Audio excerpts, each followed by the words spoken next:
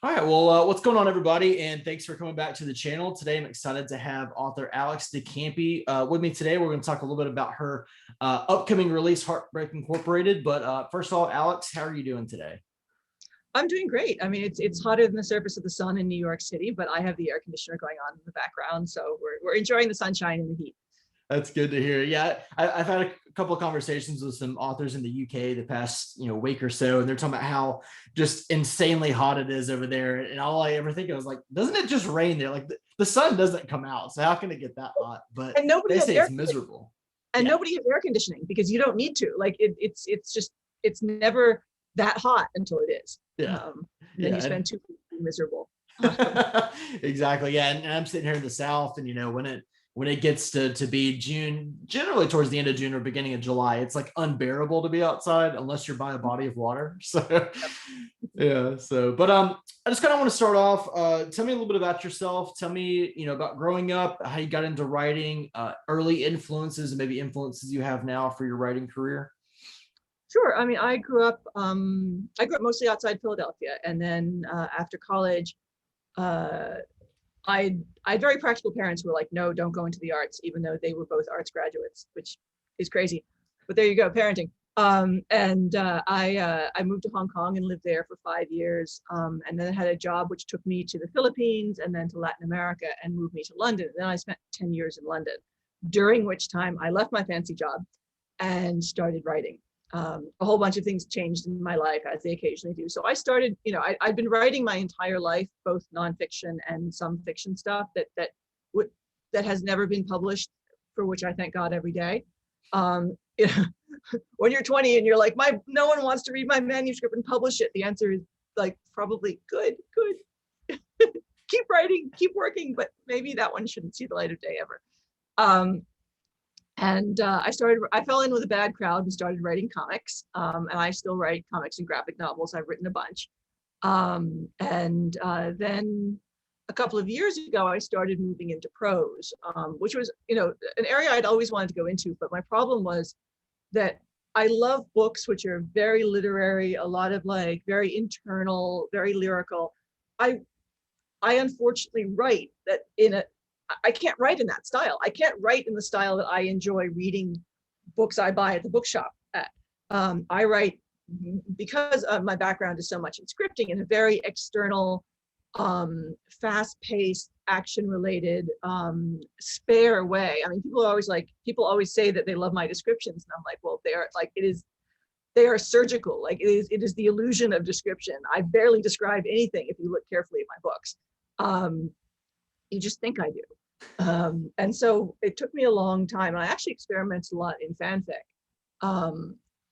because it was a wonderful supportive way to work on my prose, where I could really focus on the storytelling rather than like having to develop the characters too much, because we all know the characters.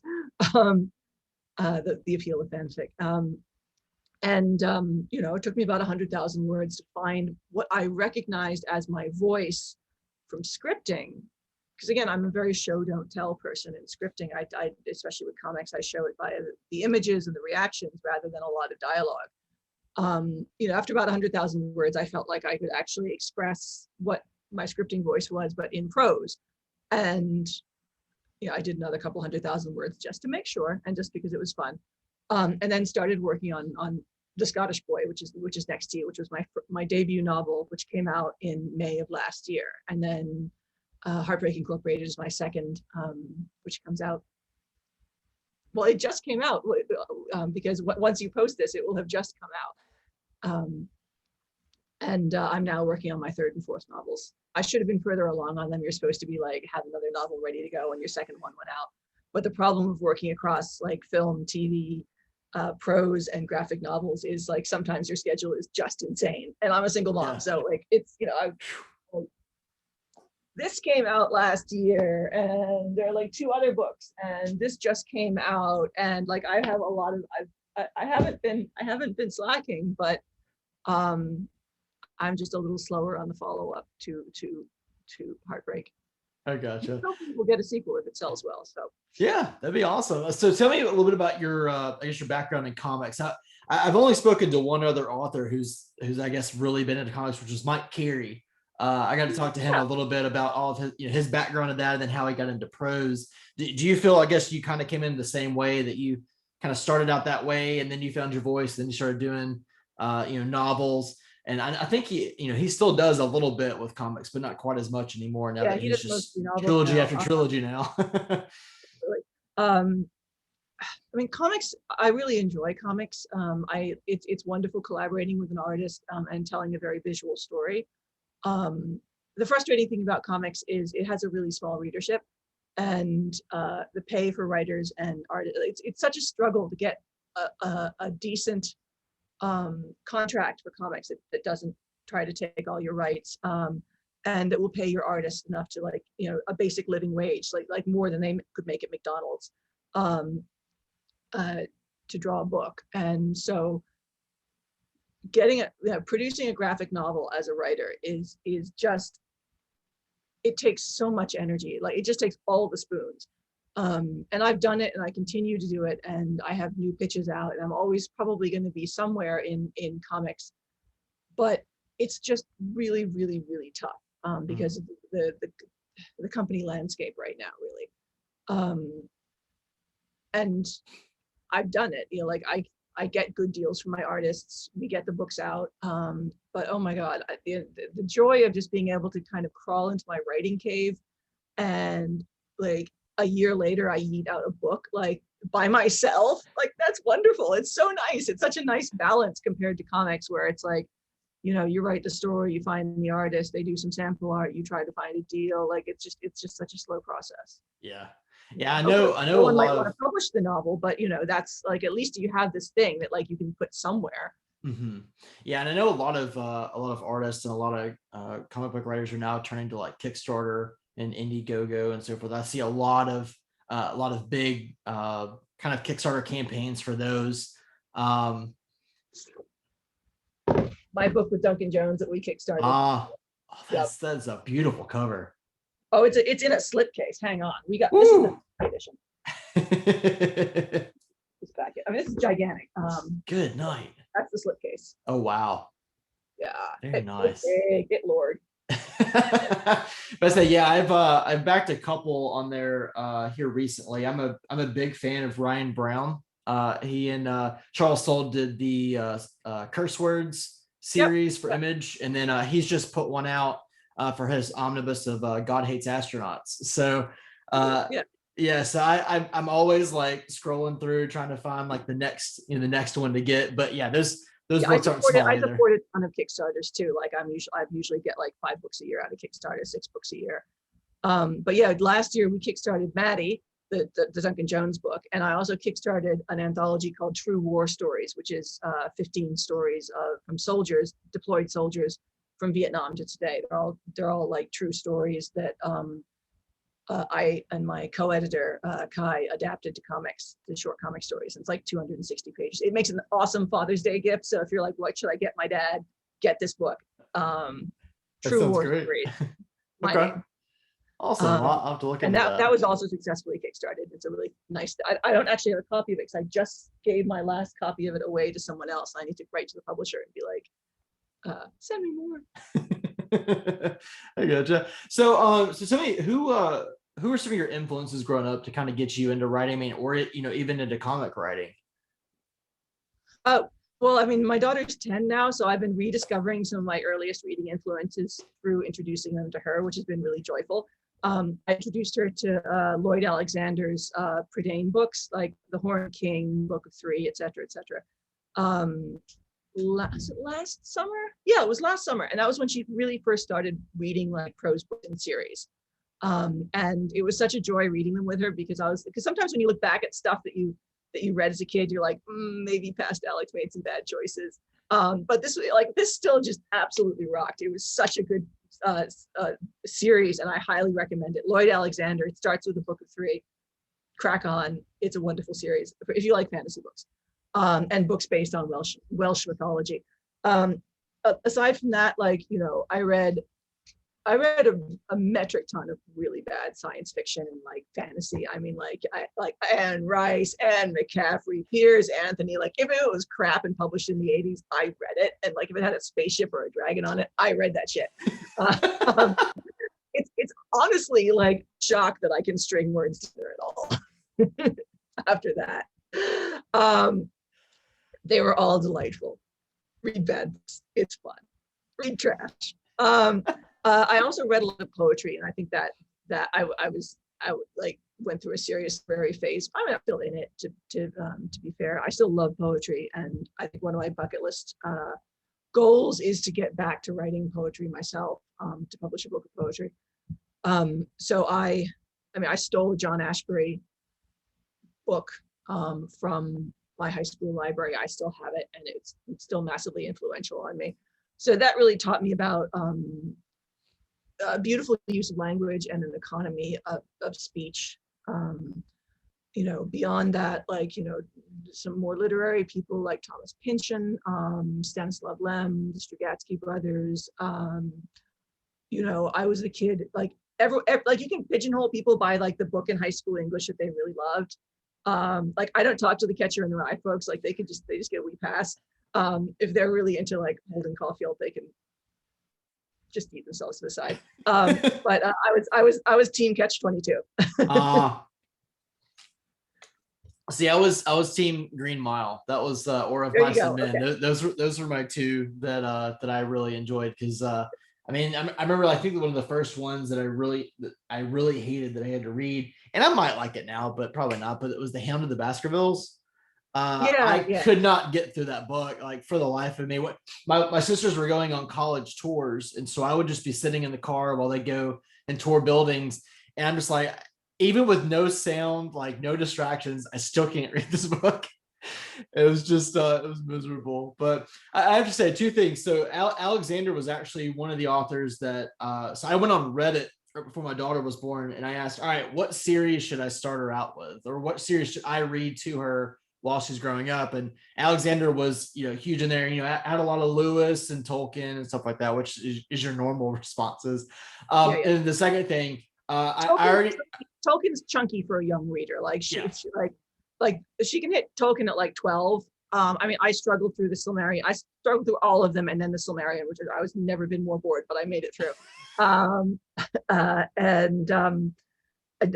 Alexander is definitely more. Lorelai read it when she would have been like 8, I think, when she read it. So she was definitely it definitely skews a little younger. I gotcha. And then the second thing is I know I like you because you stole a high school library book. Of all the things you could steal from a high school, library books, like, not what is one of the last things you would think of, but we'll take it. And not only a library book, a poetry book. Like it's fantastic. So tell me a little bit about how I guess you found your prose. I know you said, after doing a little bit of fanfic, which I actually talked to JS Dewis about kind of how she found her voice. And she also wrote a lot of fanfic before she came out with The Last Watch, which came out a couple months ago from Tor. Yep. But tell me a little bit, maybe how your writing process started with comics, how you got it into prose, and maybe how it may have stayed the same or changed since, The Scottish Boy came out to now. Right. I know it's a very convoluted question. I think it was easier because I was established in another writing form and I completed a bunch of projects. It was easier for me to transition into prose, despite the like, oh my God, like I actually have to have whole sentences that other people will read part rather than just dialogue and panel descriptions. It was a lot easier for me because I had to master the actual flow of the prose. But in terms of the nuts and bolts writing stuff, like character development, structure, pacing, I had that. Like, so I came with, probably 75% of the tools I needed developed to a very high level into novel writing. A lot of the outlining process is the same. I do a mix of, and for every project, I do a mix of like what people call pantsing, which is just winging it, and outlining. Like I will often wing it for like the first what I'll do is I'll have a few characters in my head, and actually this is way too show up. This is my moleskin. There are many like it, but this one is mine. And my stories start here. Okay. I start like generally I'm just going about my life doing something, and a character bounces into my head, and then they won't leave, and they're just living rent free in my brain, and I write them eventually because I have to make them leave. And Misha was one of those characters, as was Evie, the two leads in Heartbreak Incorporated. And I start jotting down notes about them. And I'm very much a character writer. I don't consider, like, writers there tends to be a spectrum of character writer to world builder in terms of what you start with first. Do you start with people and then the world generally coalesces around them, or do you start with a world or a technology or a world problem, and then you find people to solve that problem or deal with that problem?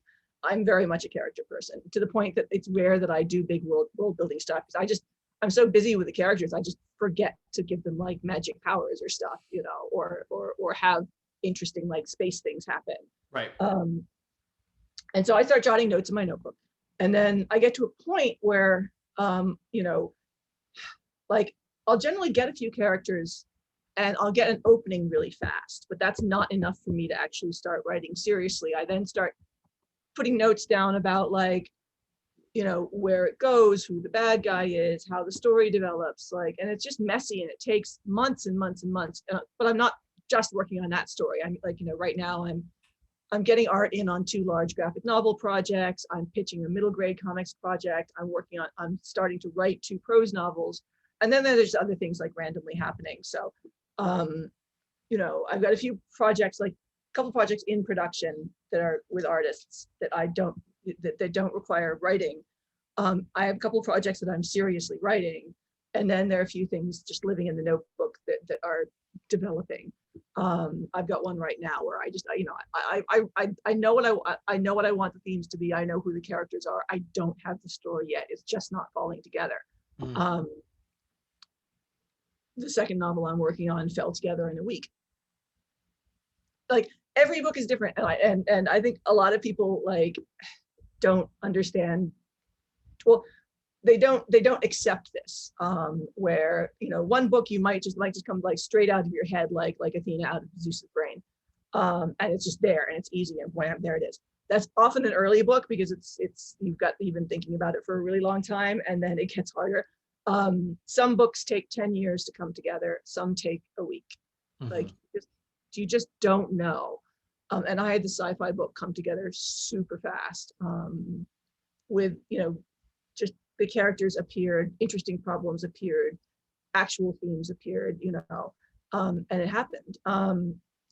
But once I have all of that, and, you know, a bunch of notes about like what the themes are and like what the characters have to overcome and what the ending is and blah, blah, blah, you know, all those writing 101 things, I'll generally just barf out the opening, just because that gives me the characters' voices. I usually have it like, and it turns into this messy Word document, where I've just got like bits of dialogue from later scenes. Cause like you always think of some dialogue from like the middle of the damn book or like near the end, you know, like the climax, like the critical dialogue between the guy and his love interest, where he realizes that like he thought they were good and she thinks he's a good time. Like, and so you write that. And then I actually go through and I start outlining it scene by scene. And please understand that when I say outline, I don't mean that horrible thing you had to do in high school with like, you know, I dot blah blah blah A. Oh gosh. Or anything tidy. Like it's ugly. Like it's ugly and it's barely in English. Right. There are sentences here and there. There's some temp dialogue. There's like what about pacing? Question mark. Like need a fight scene or drama here. You know, is this where we reveal about the people? Like, you know, so it's just a really ugly, messy document. But I'm sitting there just after a certain point where I patchworked it enough, I just start chunking through and being like, right, this happens, and that happens, and that happens. And the reason I've spent so much time developing character first and story first is like plot is kind of the last thing. Like, you know, you can do plot. Like you can like something can attack them. You can make it exciting. That's easy. The hard part is the actual story, is why things happen and why things are happening between the people, rather than the external, like, you know, MacGuffins and stuff. And then, once I've chunked through and got the actual plot together, like and the themes and where the themes develop, I can start actually writing it. And then it's a question of, generally writing from the beginning to the end. I will patchwork a little bit, like if I'm outlining and I've got something near the end that really like comes through to me, I'll write it. But the problem is, because I write thrillers, they're very much a web of tension. So even though I outline fairly well, there is a lot of movement between the outline and the final book. Because part of outlining things is so you can put it away, and then you'll be like out doing the groceries a day later going, oh wow, there's a much better way to do that. And then you rush home and you change it, you change something near the end that you found a much more interesting or thematically relevant way to do it. And then after you do a first draft of the book, you really want praise and validation that it's finished and it's lovely. And you should not seek that. You should in fact put it in the drawer, go about your business for a month or two, pull it out of the drawer, and then go at it again. The thrillers aren't written, they're rewritten. Heartbreak was improved massively on a second draft. I thought it was a good book. It just got so much better once I had the bones of it down, and then I could go back and say, oh well, this is too flabby, or oh well, we can make this character more interesting. Oh well, we can raise the stakes here this way, etc. And then once I've gone through a second draft of it, it goes to my agent and she sends back her notes. She's quite editorial, which I like. And then, once we've got something we're happy with, we take it out. I gotcha. Yeah, it kind of sounds like, you're outlining, you said you were like, when you're at the grocery store or something. I could just imagine you like flipping over your list going, no, it's got to be this way. Notes app on the phone, sending Yeah. emails to yourself. Yeah, it's kind of like a little napkin, jot lines or whatever. I'll show you. This is actually a fairly dark pen, but I can show you. I mean, this is how bad my handwriting is. Like, it's just almost illegible. But there's some process about writing it down that helps me think through it. Yeah, it helps you remember it. When I do second drafts, also, one thing I do is I print out the entire book. I send it to Kinko's and print it out double spaced on the right-hand side only. For longer books, you have to turn it into 2 books because otherwise it looks like a phone book. And then I do the second draft on paper. And that enables me to do nice things like go hang out at the dog park and do it in the sunshine or take it to the beach. But I find there's something really valuable for me in being able to consider the scope of the work differently when it's on paper. And I can also concentrate more because I can't all tab over to Twitter on the paper when I didn't bring my phone, Right. And I just handwrite the corrections. And then that essentially causes a sneaky third draft because I do my handwriting, I cross bits out and I write new paragraphs on the left-hand side on the blank page. And then I have to transfer all of it to the Word document. Mm-hmm. And when I do that, that enables me to like reconsider and repolish some of that dialogue. And then, eventually it gets published, you get picked up by a publisher, the publisher sends their notes, you do those, you get sent to a copy editor, you have the worst day of your life because the copy editor comes back with stuff and you're like, and you curl up in shame, realizing that you don't actually know how English works, and facts, like what's the fact? As it comes back with the red pen or all the comments, and you're just like, ah. No, I have the same copy editor for all my books. I love her. She's really, really good, Tamsin. And she just goes over things like, I would much rather have Tamsin catch me out on stuff and readers be like, what is it? And so stuff that I hadn't considered that might be confusing, she's like, like, I'm confused by this, or like and she checks stuff. She's the one to like, this is a lovely metaphor, but you've used it 3 times in the book. And I'm like, sorry. It's so great.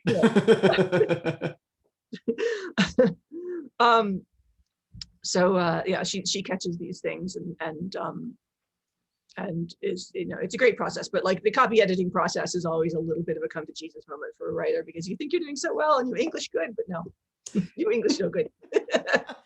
English bad. Well, I want you to talk a little bit about your first book. So The Scottish Boy. So this is Joey Hi-Fi's gorgeous cover that I just had to get a copy of. And he actually reached out to me on Instagram afterwards and said a big thank you. So, but I want to, he really is. And all of his covers are fantastic, but this one just really stood out to me. So, yeah, I know. But tell the audience a little bit about it. I just ripped the headphone out. That was cute. But and then we'll talk a little bit about Heartbreak. Sure. The Scottish Boy is a queer medieval thriller. It's about a young knight whose parents died very early, who essentially has a bankrupt estate down in Devon in the southwest of England. Really beautiful area, but like very little money. And he rides north to war in King Edward III's war against the Scottish in 1333. Unfortunately, because he was delayed by his mother dying, he gets there just after the then decisive battle with the Scottish has ended, and it was a battle full of glory, and he arrives the next day. He essentially gets used by one of the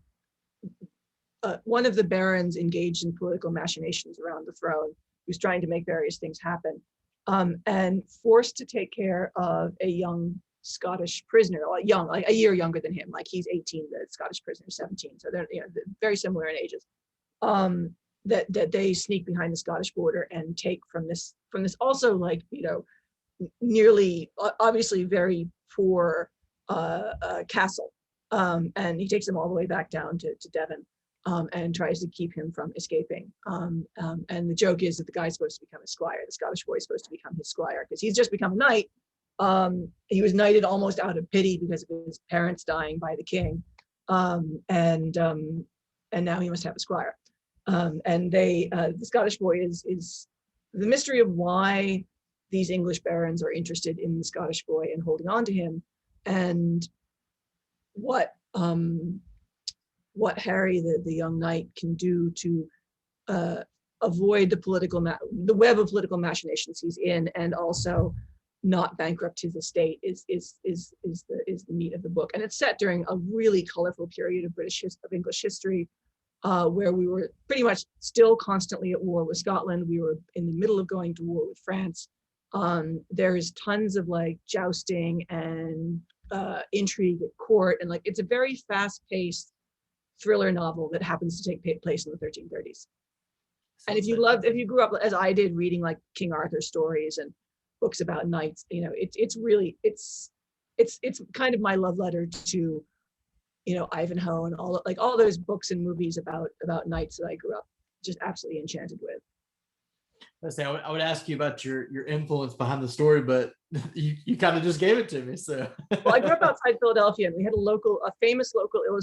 several famous local illustrators in the Delaware Valley. One of whom was Howard Pyle, who did a beautifully illustrated series of books of King Arthur translations that I read eagerly. I think every child my age in the Delaware Valley at that point had that. And we also had N.C. Wyeth, who was the great, early teens and 20s illustrator of children's books. And both of these people were really famous in the teens and 20s, so over 100 years ago.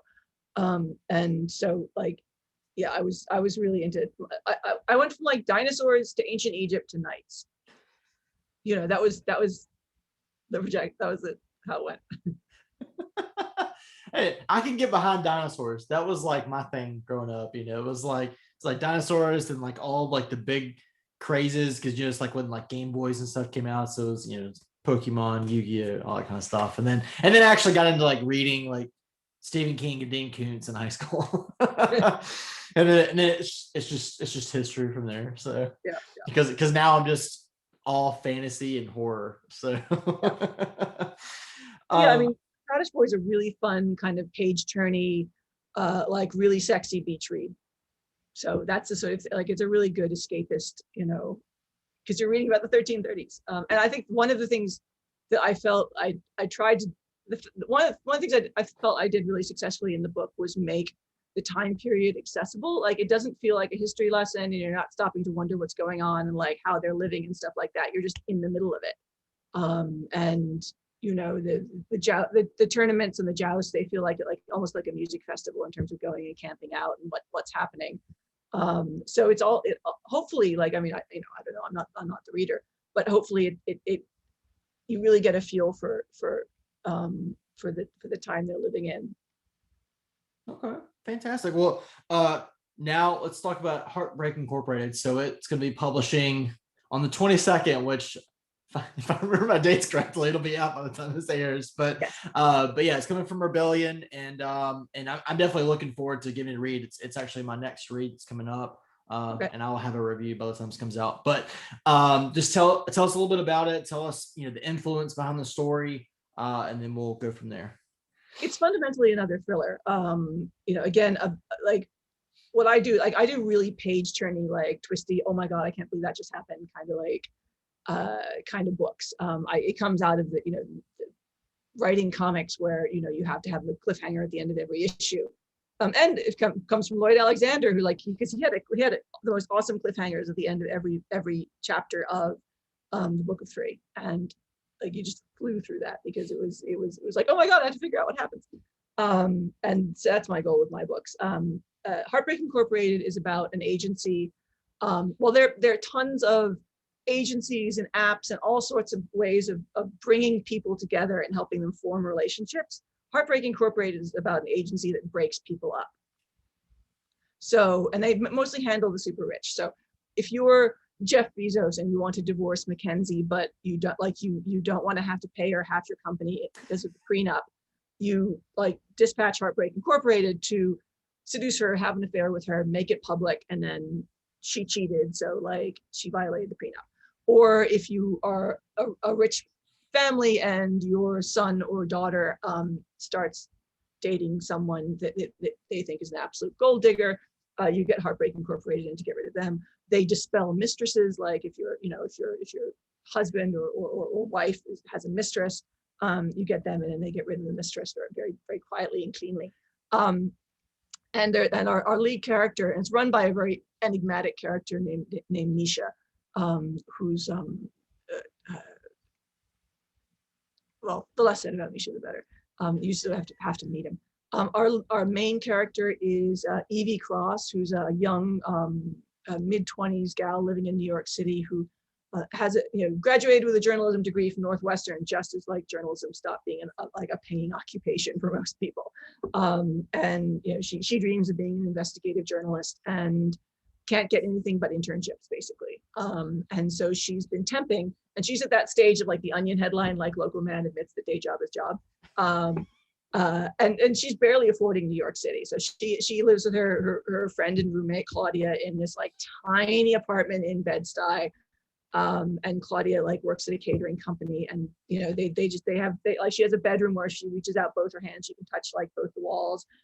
If it's like a twin bed and barely a dresser, and like the clothing racks are in the living room, which can fit the clothing racks, a TV, and a 2-seater sofa. Like it's tiny, like it's a real New York apartment. Okay, I'm tired of these stories about people living in New York. I'm like, oh, she's just starting out. She has a 3-bedroom in Hell's Kitchen. Oh gosh. You mean those stories aren't true?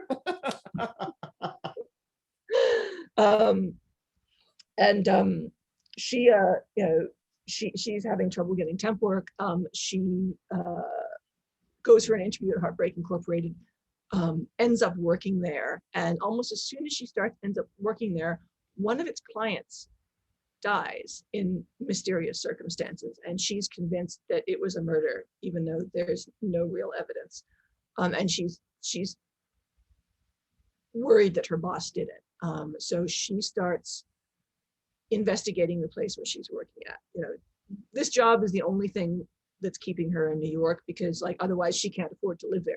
She already owes Claudia a couple months rent, tons of credit card debt, like the usual like kids like early 20s story. The usual millennial story.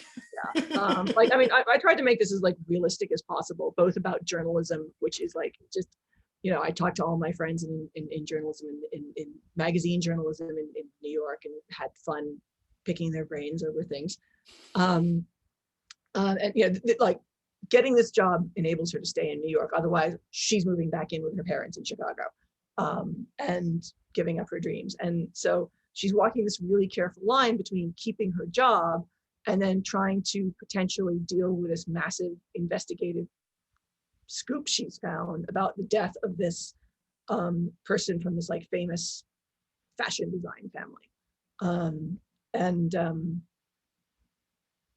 That's all I'm going to tell you. Because after that, like, because after that, like, it's, I don't want to spoil the twists. I mean, I say you get super spoilery. Yeah, like beyond that, like, it's not like they're in my spoilers. I gotcha. Well, it sounds really incredible, and I'm absolutely looking forward to reading it. Or I have enjoyed it at this point. I don't know how you do the whole thing with like future releases, whatever, but it sounds fantastic. So where did the idea behind the story come from? Were you just like, what do we need to do to like break up some people? Well, I mean, I do remember some friends of mine famously interceded in another friend's relationship with a girl that they really didn't like, and they said, we will give you a case of champagne if you dump her. And he dumped her, and they gave her a case of champagne. So my friends have actually done this. I think we've all had that friend who's dating someone where you're like, really, like, do you have to? And you may or may not take them aside and talk to them about it. Every friendship is different. But I read an article in the New Yorker, and it was, it must have been 10 years ago, on mistress dispellers in China, who you hire to get rid of your husband's mistress, or find their mistress and like just stop him spending money on whisk them away. And I was fascinated by that, and I thought, well, this is obviously a service. And I also just like, there's so much about like, there's so much societal emphasis on finding partners in so many different dating apps. I just thought, well, what about a breakup app? What about the opposite of that? And I had, it was more also, I had Misha as a character in my head. And he was one of the ones that just like moved in and like started living rent free in my head. And he, like, the more you read the book, the more you'll understand why Misha is perfect as the head of Heartbreak Inc. And so, the story was built around Misha and Evie. And, Evie is a character I'm very, very fond of, and also was living in my head because, she's all of us at one point or another where, we all have dreams of where we want to go in our early 20s. And then, what happens to those dreams in terms of either realizing them and then realizing that it wasn't what you thought it was, or you don't actually like working with these people, or, it's a miserable industry where you get underpaid and ripped off. Like, like all sorts of things can happen. You used to be in real estate. So we all change. Yeah. See, like we all change, like I used to be in investment banking, like, in equity research, I was one of the boring people that did the numbers, not one of the exciting people that did the selling. And so sometimes you get what you want and find you don't want it. Sometimes you never get what you want. And Evie is on the brink of that. And that's a particularly exciting and heartbreaking time. And something, as someone who makes their living in the arts, I feel like I'm always on the brink of that. Like, is this going to be the last book? Am I ever going to get to stay in here? So I think there's a real sense of, I've got a real sense of affinity for Evie and her struggles about, what she does with herself and how she survives in the city. I gotcha. So what are you working on now? I know you said you have a lot of different projects going on now, but I guess what would be your main focus or focuses? Well, I mean, if people like, I have a comic that it's serializing on Panel Syndicate, which is a wonderful comic site full of like people work by people like Brian Vaughan, who did Saga, and Ed Brubaker, some really like top names in comics, and me. The book's called Bad Karma. So if you go on panelsyndicate.com, you can download 140 pages of Bad Karma for free. It's pay what you like, but like if you don't pay, like we don't find out your name. It just we never get your name, so you can have Or free. or maybe you do. And we're going to put up chapter 5 in about a month and a half. We're working, we're like midway through it right now. So that is a free thing people can have. In terms of prose, what I'm working on is I'm working on a more general fiction novel called Village. The working title is Village Story, and it's about. I was doing some reading about the mob, and it turns out that the mob owned most of the gay bars in the West Village for most of the late 60s and early 70s, because you couldn't get a liquor license as a gay person, because that would be like encouraging deviant activities or something like that. Homosexuality was illegal in New York, like the liquor board wouldn't give you a license. So you had to turn to the mob, and the mob would get the license and then install you as manager of your own bar. And even if you managed to get a liquor license, the mob sold you your liquor, probably made you pay protection to give you warning about police raids, because like the entire 6th precinct, the downtown precinct, was all on the pad to beat it easy, all of it. They put your cigarette machines in the back. They still had them then. All your vending machines, like the loan to fit out the place, all of it came from the mob, all of it. It's fun reading about Pride Parade in like 1972, because the first year was 1970, the Christopher Street Memorial Parade. And by 1972, they're like, oh, it's so commercialized, like all these syndicate bars, like they're just using it for advertising. Pride is over. 1972. Pride number 3, they're already going, so like it's funny when people are like, God, Pride is so commercialized now, and you're like, really now, really. So I'm writing a story about two guys, like one guy who's a mobster and one guy who moved to New York from Kansas to be, well, actually from Missouri to be out, and their lives over the course of about 5 years. And that's going to be slow and research heavy. I have all the research books, which are just a delight to read. Lots of like early 70s queer autobiography and like bar guides to like queer New York, published in 1971, which with all of these side stories about just life and stuff, and they're fabulous. So I'm enjoying writing that tremendously. And for someone who tends to write in third person present tense, I'm now writing it in 2 alternating points of view in first person, because apparently I hate myself and like doing it a lot. But the 2 characters' voices are so much fun, Frankie and Johnny, and I'm enjoying that a lot. The second book is the sci-fi book that came together in about a week in my head that I didn't really intend to write, but now it's here. And that's about, it's really like a book about scary aliens, and coming back to Earth after the aliens essentially killed all the people. But the aliens are very unknowable in a Stanislav Lem kind of way. It's not like they're bipeds and you can talk to them. It's like, no, they're just like blobs of tentacles, and they come around and only kill humans and leave all the other animals like just to vibe. So dogs are just kind of like standing there, just like, now what do we do? Yeah, dogs and cats, like deer, just watching them like wipe humans out, like, Please tell me there's like at least one animal perspective in that book, because that would be great. Just like have a chapter from a dog's perspective where it's just like watching these things just happen. All these fires are starting. Yeah. Well, I mean, what's happening is we're actually seeing it about like 500 years after the aliens wiped everyone out, and because humans haven't been able to move on. I mean, like they have moved on to the stars, but they've got these Earth bases in geosynchronous orbit over the Earth. And they're trying to take the planet back from the aliens, but mostly through automated warfare, because why send people down there when you can send like, drones? Exactly. So there's a bunch of people like with joysticks up, like in geosync orbit, like controlling the drones, trying to kill the aliens down there. And then it all goes horribly wrong. And it's really about generational trauma and colonization, and how many times you can fuck up the same planet, and like why those aliens are there. And it's just like a small team book about a small group of people who end up on the surface of the Earth. And again, it's a thriller, like, it's a thriller very much in the mold of something like a Death Note or the first season of Attack on Titan, before it got really weird and like fascist.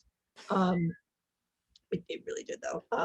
Where because there's this wonderful Japanese storytelling trope that influenced me a lot, which is you're placed into a world and neither you nor the characters fully understand that world. So the characters are, there's like something is happening on a large scale in the world, and the characters think they know what's going on, but they don't really. And like you and the characters are discovering how wrong we both are at the same time. So there's very much it's an us versus them, which is a very Western thing. And then there's also this arc of discovery that happens throughout the book, and that's what I'm doing with this. So I think one of the charms of this for me was imagining the Earth, but as like littered with like all of this kind of like evolution of automated warfare. And like they started out with mechs because of course we're going to have Gundams in there. Oh yeah. But like the mechs were made for like fighting other mechs and like fighting other humans, and they weren't really successful against the aliens, and they were also really expensive to run. So they like eventually like the aliens got them all, and like they just abandoned them. There's like this mech graveyard, and it's all like got kudzu vines growing over it, and deer just standing around watching these like balls of tentacles like try to obliterate the humans that have landed there. And you just like you kind of picture this in your head, like just like a summer day in like rural Alabama in this mech graveyard with kudzu over everything, and like deer's munching shit, and like these like teams of scouts wandering through the mech graveyard trying to avoid getting wiped out by aliens. That'd make a great like series. I'm sitting there picturing everything. I'm just like, gosh, that'd be amazing. It'd make like an amazing like manga too. Yeah, I could just imagine reading that. I thought about doing it as a comic, but I have a couple big comic program projects running right now, and I just couldn't do it. I was like, but because of comics, I have a really visual imagination, so I can sit here and be like, this is why I'm excited about this, because just imagine these people, like this team getting one of the mechs up and running again, like taking the skeleton out of it, like taking Shinji out of the machine, and someone gets in, vibes it up again, and like just like midnight, no lights, just stars, and it's like walking across the landscape. It's like right. Glowing silhouette. And so I think that's something I do a lot, is have a really strong internal mind's eye of what I'm writing about. And I like this because there's a lot of peril. Like it's an incredibly dangerous, like it's our Earth, it's as we know it, except not like it's familiar, but not. So there's this real sense of peril and strangeness, but also this sense of wonder. That sounds great. Now I'm excited about that. Stop getting me so excited. Or write faster. Yeah, I know. Yeah. And what we always say as readers, right? Why can't they just write faster? But then, like, sitting here as bloggers, I'm like, can they slow down just a little bit? But then, we're reminded, they need to get paid. This is their job. So yeah, it's you really never you can't have your cake and eat it too kind of scenario. So. But I just want to say, actually, last question I got for you. Any book recommendations you've got? Anything you've read this year that you're like, everybody needs to read this? All I've been reading is like, queer autobiographies from the 70s and gay bar guides from 1971. I have been reading like very, very little. I've been doing so much research. I'm the worst person to ask because all I read is like weird old nonfiction. Like nobody wants to read the books I want to read. There might be some people. You never know. What am I actually reading right now? Oh no, I'm reading that giant book about the mob. If you're interested in nonfiction about the mob, I'm your girl. Sorry. No worries. Oh goodness. Well, I do have a recommendation. There's a manga called Witch Hat Atelier, which is really wonderful. It's about 7 volumes out right now.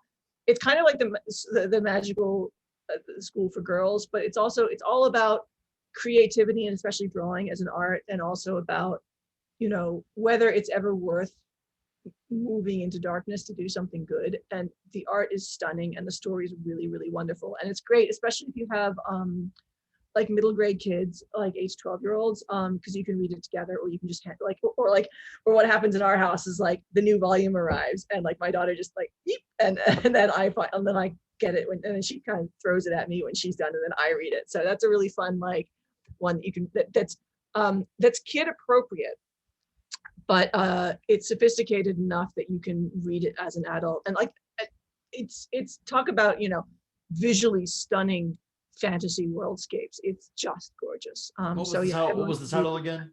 Witch Hat, Witch Hat. like atelier. Witch pointy hat. Got it.